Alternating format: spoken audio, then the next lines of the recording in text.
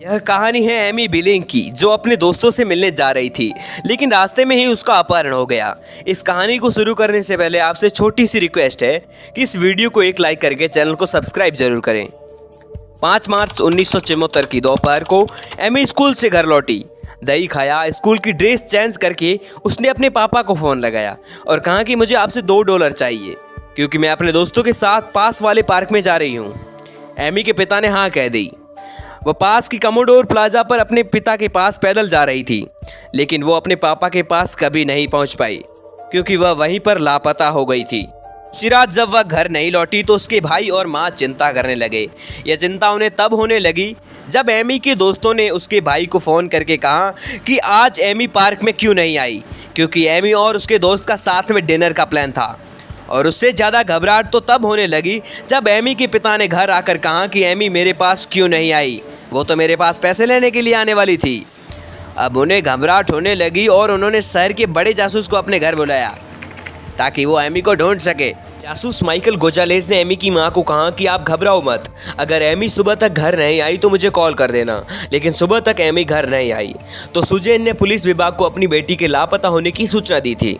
अब पुलिस ने उसी दिन 6 मार्च को जांच पड़ताल शुरू कर दी, जिसमें परिवार वालों ने अपने रिश्तेदारों को कॉल करके पूछा कि कहीं एमी वहां तो नहीं चली गई, और ऐसी जगहों पर भी जांच पड़ताल की जहां एमी नियमित जाया करती थी, लेकिन कुछ नहीं मिल पाया। एमी के लापता होने की 11वें दिन बाद 18 मार्च को मियामी से लगभग 250 मील उत्तर पश्चिम में फ्लोरिडा के टर्नपाइक पर वाइल्ड वुल्फ निकास के बगल घास में उसका इंस्टामेटिक कैमरा मिलता है, जो हिचहाइकिंग कॉलेज के एक छात्र को दिखता है। अब कैमरे को चेक किया जाता है, लेकिन उसमें एमी से संबंधित ज्यादा कुछ नहीं मिलता। उसमें कुछ जगह की तस्वीरें भी थी जहां वैन खड़ी थी, लेकिन न उस वैन का पता लगा और न ही उस जगह का। अब एमी की खोज के लिए माता पिता ने उसके लापता होने के पोस्टर छपवा दिए। पोस्टरों को सार्वजनिक स्थानों और घर घर के आगे लगाया गया। अब एमी की मां भी मोबाइल के पास ही रहा करती थी, ताकि एमी का पता लगने पर कोई उसे कॉल करे और वह तुरंत उठा ले। एमी के लापता होने पर पुलिस वालों ने बाइक गैंग पर शक किया, क्योंकि कई बाइकर्स शहर में घूमते और मासूम लड़कियों का किडनैप करके उन्हें बेच देते थे। अब एमी के बारे में जानकारी देने वाले को $1000 का इनाम दिया जाएगा। घर वालों ने इस प्रक्रिया को भी अपनाया ताकि पैसों के लालच में लोग इसे ढूंढने लग जाएंगे, लेकिन यहाँ मामला गलत हो जाता है। एमी के लापता होने के 16 दिन बाद उसके परिवार को एक कॉल आया, जिसमें दावा किया गया कि उसका अपहरण कर लिया गया है। अगर आपको आपकी बेटी चाहिए तो हमें $30,000 दे। और उस कॉल पर माँ प्लीज हेल्प की आवाज भी आ रही थी। इससे सुजैन को लगा कि वो एमी ही है। यह सभी सुनने के बाद घर वालों ने सबसे पहले पैसे इकट्ठे किए। 22 मार्च को कॉन्टेंट ब्लू होटल में एक काले अटैची में पैसे लाने को कहा, लेकिन वहां जाने के बाद सुजैन ने कहा कि पहले मेरी बेटी को लाओ, फिर मैं पैसे दूंगी। लेकिन उनके पास तो एमी थी ही नहीं, इसलिए पुलिस ने उन दोनों को पकड़ लिया था। दरअसल ये दोनों जुड़वा भाई थे जो झूठी बातें बनाकर इनसे पैसे लेना चाहते थे। इन दोनों के पकड़ने के बाद सुजैन ने परेशान होकर मीडिया में कहा कि प्लीज झूठे कॉल्स या जानकारी न दे, क्योंकि यह पैसे हमने एमी को वापस लाने के लिए लोगों से उधार लिए हैं। अब एमी के लापता होने के कुछ महीनों के भीतर बिलिंग परिवार को एक अनजान व्यक्ति का फोन आने लगता है, जिसका नाम जॉनसन था। वह बार बार एमी के परिवार को धमकियां दे रहा था। कभी कहता है कि एमी 1 सप्ताह के लिए बची है, तो कॉल करके कहता कि उसने एमी की जुबान काट ली है। एमी की मां सुजैन ने उनसे कहा कि हमें हमारी बेटी दे दो, लेकिन वो कभी भी सही जानकारी नहीं देता था, इसलिए घर वालों ने उस पर ध्यान नहीं दिया। पुलिस ने यह पता लगाने की भी कोशिश की कि वो फोन कहां से लगा रहा है, लेकिन वो हर कॉल पे फोन से लगाता था। शहर में एमी का लापता पोस्टर देखकर एक बाइकर्स एमी के परिवार को कॉल करता है, क्योंकि उसने एमी को देखा था। अब एमी की मां सुजैन उससे कहती है कि तुम प्लीज हमारी हेल्प करो, इसलिए वो सुजैन से मिलने के लिए तैयार हो जाता है। इस बाइकर्स का नाम डेव था, जिसने एमी को एक बार खरीदा था। डेव सुजैन को लेने के लिए आता है। अब सुजैन बाइक पर बैठती है और डेव के साथ उसके घर जाती है। एमी की मां को बहुत डर लग रहा था, क्योंकि वो किसी भी अनजान व्यक्ति से कभी नहीं मिली। वो घर जाने के बाद बाहर देखता है कि कोई उसका पीछा तो नहीं कर रहा। सुजैन कहती है कि तुम इस तस्वीर को देखो और बताओ कि क्या तुमने इस लड़की को देखा है।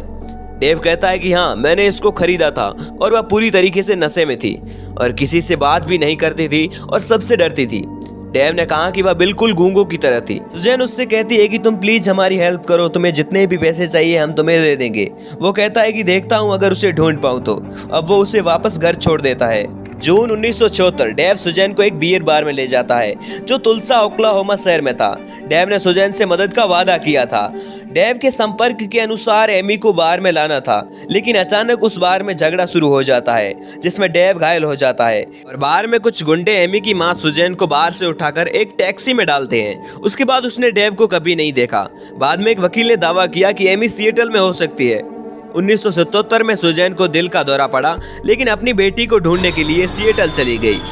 पुलिस ने सिएटल में जाकर कुछ बार और कुछ स्टोर पर एमी का फोटो दिखाया तो कुछ दुकानदारों ने कहा कि सच में हमने एमी को देखा है और उन्होंने यह भी दावा किया कि वह शांत स्वभाव की लड़की है। लगभग 2 साल बाद 1979 की सर्दियों में सुजैन को एक कॉल आता है जिसमें एक व्यक्ति उससे कहता है कि एमी सिटी के पास एक ट्रक स्टॉप पर थी। उसने यह भी कहा कि इस लड़की को हेल्प की जरूरत है। सुजैन ने यह जानकारी तुरंत FBI को दी, लेकिन वो एमी का पता लगा नहीं पाए। बाद में पता चला कि कुछ बाइकर सच में उस स्थान पर रुके थे, लेकिन यह पता नहीं कि एमी उनके साथ है। उसके बाद कोई सुराग नहीं मिला। अपनी बेटी को ढूंढने के लिए सुजैन ने कई प्रयास किए। 1992 तक कुछ भी नहीं बदला, लेकिन एक दिन 2 महिलाओं ने जासूसों से संपर्क किया तो उन्होंने बताया कि हाँ, हमारे पास एक लड़की है जो एक शांत है, वो ज्यादा बोलती नहीं है। उन्होंने कहा कि आप इसे खरीद सकते हैं, लेकिन उसके बाद उन जासूसों से संपर्क नहीं हो पाया। अब तक एमी के सुराग तो हर जगह मिले, लेकिन उस माँ को एमी का चेहरा अभी तक नहीं दिखा। सभी का सीधा शक तो बाइकर्स गैंग पर ही था, क्योंकि पुलिस की जांच के अनुसार उन्होंने गुनाह कबूल कर लिया था कि उन्होंने एमी को किडनैप किया और आगे बेच दिया, लेकिन आगे बेचने के बाद उसका पता नहीं लग पाया। इसी साल 1997 में एमी के पिता की कैंसर से मौत हो गई थी। अब पुलिस को एक बड़ी सफलता मिलती है। एमी के लापता होने के बाद जो आदमी सुजैन को हमेशा कॉल करता था, उसने अचानक एक दिन पे फोन के बजाय अपने मोबाइल से कॉल लगा लिया और पुलिस ने उसको तुरंत पकड़ लिया। वो आदमी सुजैन को 20 साल तक कॉल करता रहा। जब पुलिस ने उससे पूछा कि एमी कहाँ है, तो उसने बताया कि मुझे एमी के बारे में कुछ भी नहीं पता है। दरअसल यह व्यक्ति एक शराबी था जो हमेशा सुजैन को कॉल करके झूठ कहता था कि एमी मेरे पास है और मैंने उसकी जुबान काट ली है, और कई अन्य भी झूठ बोलता था। इसके लिए जॉनसन को 2 साल की सजा दी जाती है। 1998 तक एमी की मां और भाई ने स्वीकार कर लिया था कि वह लगभग मर चुकी है। एमी के लापता होने के बाद जिन बाइकर्सों के साथ एमी के सुराग मिले और जिन लोगों ने एमी को बेचा, उनको पुलिस ने गिरफ्तार कर लिया था और उन्हें सजा भी दी गई थी। और आज दिन तक यह पता नहीं लग पाया कि एमी कहाँ थी और उसको किसने मारा था। इसी बीच यह कहानी खत्म होती है। मैं आदित्य मिलता हूँ एक नई मिस्ट्री के साथ। तब तक आप आदि माइंड चैनल को सब्सक्राइब जरूर करें। Thanks for watching.